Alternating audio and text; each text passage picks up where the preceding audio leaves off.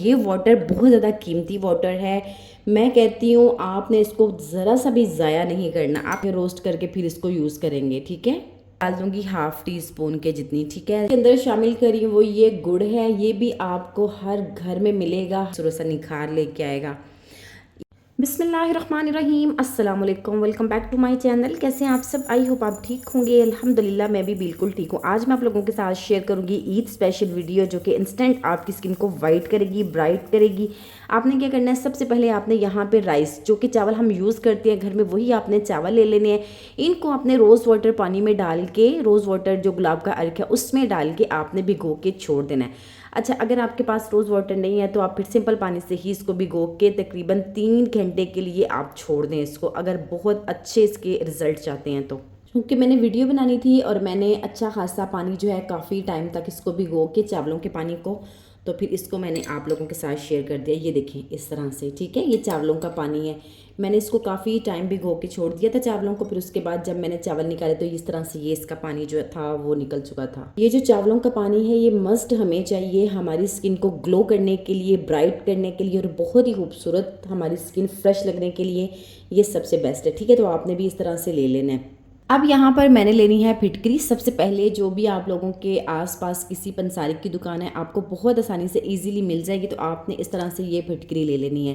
ٹھیک ہے، بہت آسانی سے آپ کو مل جائے گی. اب میں نے یہاں پہ اتنا سا یہ جو ٹکڑا ہے یہ یوز کرنا ہے. ٹھیک ہے، اس کو ہم ایسے یوز نہیں کریں گے. اس کو پہلے پین میں ڈال کے، اور پین میں ڈال کے اس کو کر لیں گے ہم، روسٹ کر لیں گے. روسٹ کر کے پھر اس کو یوز کریں گے. ٹھیک ہے، تو میں نے اس کو پہلے سے ہی روسٹ کر کے تو اس کو اچھے سے پیس کر تو رکھا ہوا ہے. اگر پھر یہ چھوٹے چھوٹے کام کریں تو ویڈیو بہت زیادہ لمبی ہو جاتی ہے.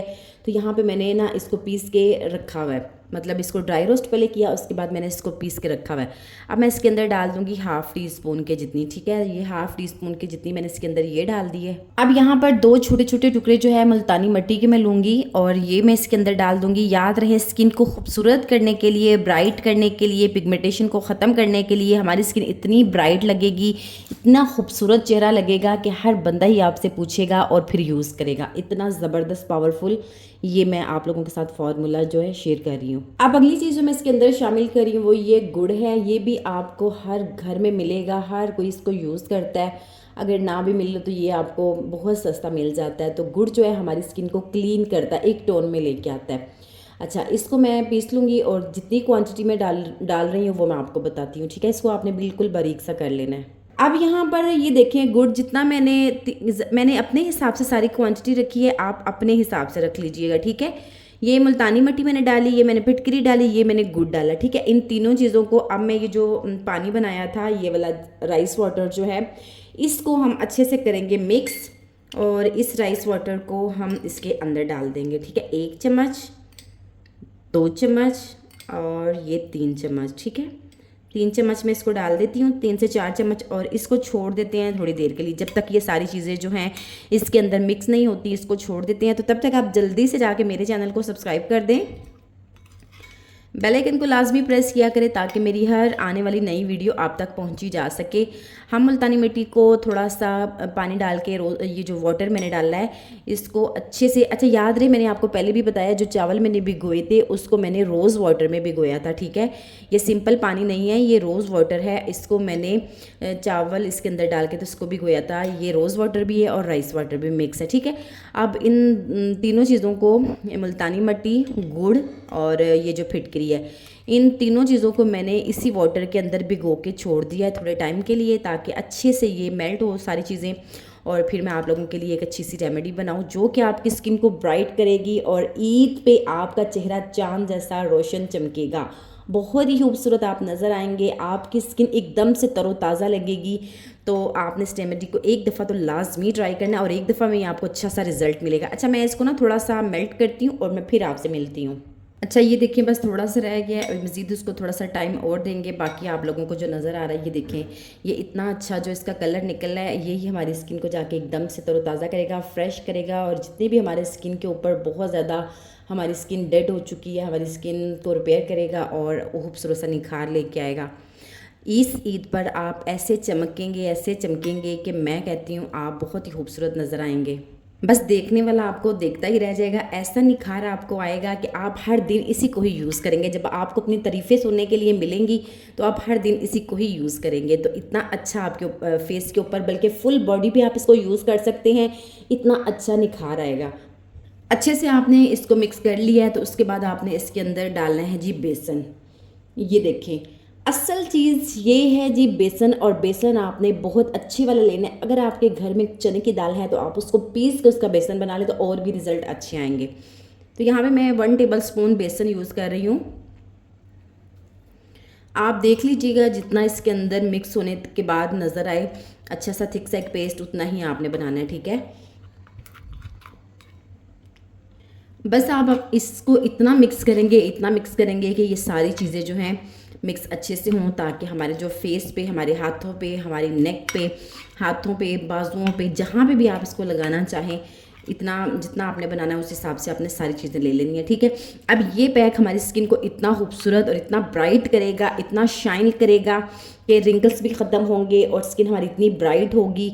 ये पैक आप बना के 3 से 4 दिन यूज़ कर सकते हैं। आपने ये नहीं करना कि उसी टाइम आपने बनाना है और उसी टाइम आपने लगाना है। एक दफ़ा आप बना लें, इसको आप फ्रिज में रख दें, जैसे कि मौसम भी अब चेंज है, और फिर आपने इसको बना के रख देना है और 3 से 4 दफ़ा आप इसको 3 से 4 दिन रख के 3 से 4 दफ़ा इसको यूज़ कर सकते हैं।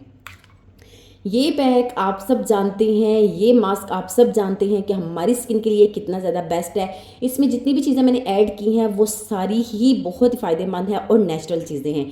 फिटकरी जो है हमारी स्किन की डेड जो लाइनें, जो रिंकल्स पड़ चुके हैं, उनको ख़त्म करती है। आहिस्ता आहिस्ता पिगमेंटेशन के निशान को ख़त्म करती है और हमारी स्किन को ब्राइट करती है। बेसन हमारी स्किन को टाइट करता है, हमारी लटकी ढीली लटकी स्किन को हमेशा के लिए टाइट कर देता है। बहुत ही अच्छा ये मास्क मैंने बनाया है, आपने इसको लाजमी ट्राई करना है। और बाकी ये जो मैंने गुड़ इसके अंदर डाला है, ये हमारी स्किन की जितनी भी डेड स्किन है उसको ख़त्म करता है, और राइस वाटर और रोज़ वाटर जो है एकदम से हमारी स्किन को तरोताज़ा कर देता है, फ्रेश कर देता है। ये जो पैक मैंने बनाया है, आप इसको लगाएंगे तो यकीन करें आप अपने आप को पहचान ही नहीं पाएंगे, इतना खूबसूरत रिज़ल्ट आपको मिलेगा। अच्छा जी, इस पैक को हम करते हैं साइड पे और आते हैं इसकी तरफ। अब इसको हमने कैसे यूज़ करना है ये मैं आपको बताती हूँ। इसको कैसे यूज़ करना है, जैसे मैं अक्सर आपको कहती हूँ कि फेस पे कोई चीज़ लगाने से पहले आपने क्लिनजिंग कर लेनी है। आपने क्या करना है, ये वाटर बहुत ज़्यादा कीमती वाटर है, मैं कहती हूँ आपने इसको ज़रा सा भी ज़ाया नहीं करना। आपने क्या करना है, कॉटन ले लें एक, इसके अंदर डिप करके आप अपने फेस को, गर्दन को, कान के पास, बाजुओं पे, ये इधर साइडों पे, चिक्स पे आपने ना इसकी क्लिनजिंग करनी है, ठीक है। क्योंकि इसके अंदर रोज़ वाटर भी है और राइस वाटर भी है, ये दोनों ही जो है बहुत अच्छा है, बहुत अच्छी इनके रिजल्ट हैं। ये बहुत फ़ायदेमंद है हमारी स्किन को ग्लो देने के लिए, कोरियन जैसी स्किन करने के लिए ये बहुत ज़्यादा बेस्ट है, ठीक है।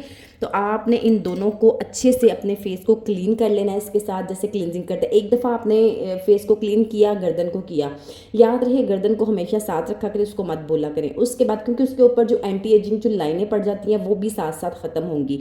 तो आपने इसकी एक दफ़ा क्लींजिंग करनी है, जब थोड़ा सा ड्राई हो फिर दूसरी दफ़ा क्लींजिंग करनी है, फिर तीसरी दफ़ा करनी है, ठीक है। 3 दफ़ा आपने इसकी क्लींजिंग कर लेनी है बहुत अच्छे तरीके से। जब आपने इसकी क्लींजिंग कर लेनी है फिर आपने इसको साइड पे कर देना। अच्छा, अगर आपने कॉटन के साथ नहीं करनी तो स्प्रे बॉटल में भी आप डाल के इसकी क्लींजिंग जो है आते जाते आप अपने फेस के ऊपर इसकी स्प्रे कर सकते हैं, क्योंकि ये बहुत ही ज़बरदस्त वाटर है, इसको आपने बिल्कुल भी वेस्ट नहीं करना। रोज़ वाटर और राइस वाटर जो है हमारी स्किन को ब्राइट करता है, कोरियन ग्लास स्किन करता है, ये आप सब जानते हैं। अच्छा, उसके बाद बारी आ जाती है इसकी। इसको लगाने का तरीका ये है, जब आपने उसको 3 दफ़ा अपने फेस को, अपने नेक को या बाजों को क्लींजिंग कर लिया, उसके बाद आपने इस पैक को लगा लेना है। इस पैक को लगाने के बाद आपने अपने फेस को 20 से 25 मिनट तक इसको ड्राई होने के लिए छोड़ देना है। जब ड्राई होने के लिए आप छोड़ेंगे तो आप अपना काम करते रहे साथ साथ, बस ये है कि आपने ज़्यादा बातें नहीं करनी। याद रहे आपने गर्दन पे भी इसको लगाना है और हाथों पे, बाजुओं पे, सारी जगह जहाँ पे आपको लगता है कि आपकी स्किन बहुत ज़्यादा मतलब डल है, कलर आपका सही एक टोन में नहीं, आपने उसको लगाना है। और लगाने के बाद 20-25 मिनट आप छोड़ दें। जैसे ये ड्राई हो तो आपने, अगर ये रोज़ वाटर है आपके पास तो इसके साथ एक दफ़ा हाथों की मदद से लेके आपने इसके साथ इसकी मसाज करनी है। अगर ये रोज़ वाटर आपके पास नहीं है, वैसे तो आपको ये थोड़ा सा छोड़ना चाहिए, अगर नहीं है तो फिर ये आप थोड़ा सा दूध ले लें, उसके साथ क्लिनजिंग कर लें। नहीं तो रोज़ वाटर के साथ भी आप सिंपल उसके साथ भी कर सकते हैं। ऑप्शन आपके पास या रोज़ वाटर या राइस वाटर या फिर कच्चा दूध, ठीक है। इन तीनों चीज़ों के साथ आप कर सकते हैं। بہت ہی اچھا آپ کو رزلٹ آئے گا. عید پہ آپ کا فیس جو ہے بہت زیادہ گلو کرے گا. آؤں گی ایک نئی ویڈیو کے ساتھ. دوبارہ سے اپنا بہت سا خیال رکھیے گا, دعا میں یاد رکھیے گا. اللہ حافظ.